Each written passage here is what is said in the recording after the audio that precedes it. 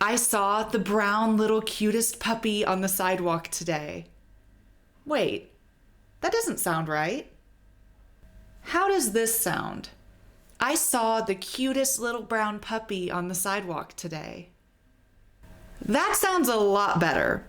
But what did I change here to make this sentence sound so much more normal?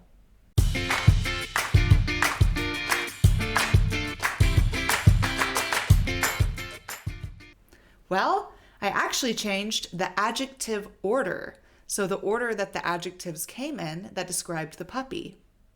Welcome back to Lingoni English. My name's Emily, and in this video, I'm going to tell you everything you need to know about adjective order. Let's get started. Did you know that in English, we have an official formula that determines the order of our adjectives? This is called the Royal Order of Adjectives.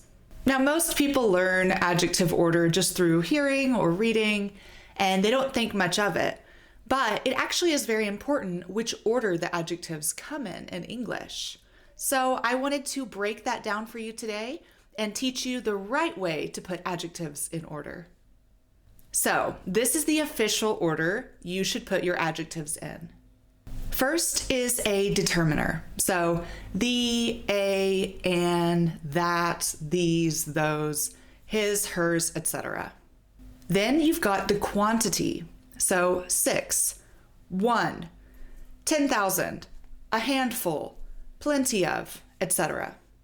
Next up is a quality or an opinion. So maybe beautiful, tasty, or delicious, lovely, boring, terrible, cool. And then after that, you move on to size.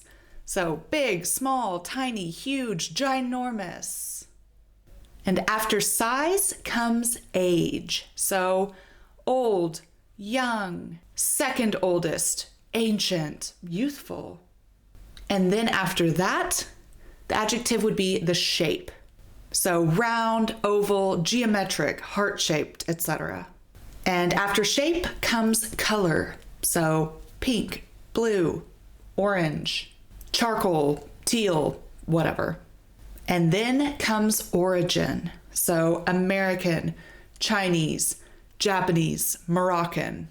And after origin comes the material that it's made out of. So stainless steel, wooden, plastic, glass, metal, etc. And then after material comes purpose. So shopping, gardening, football. And up last is a qualifier. So armchair, pickup truck, baseball hat, guard dog, steam engine, train, these kinds of things. Okay, so that's a lot to remember and a lot to memorize, but let me just give you a few example sentences to make sense of this. My sister lives in a gorgeous old Victorian home.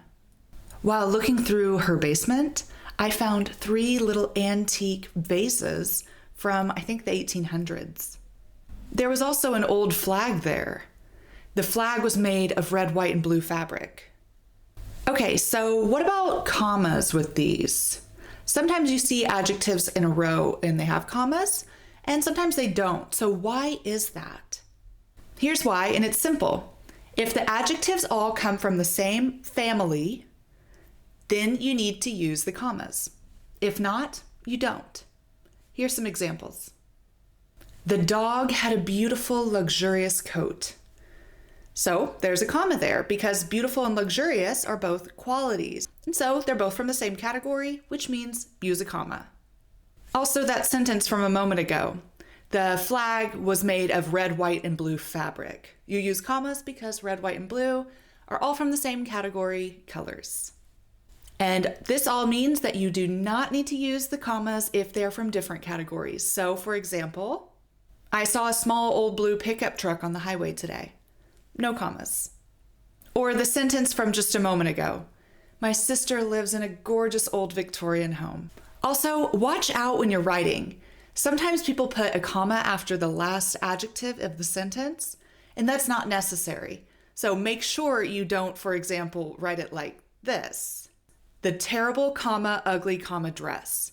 That's wrong. Don't make that mistake. It's just the terrible, comma, ugly, no comma, dress.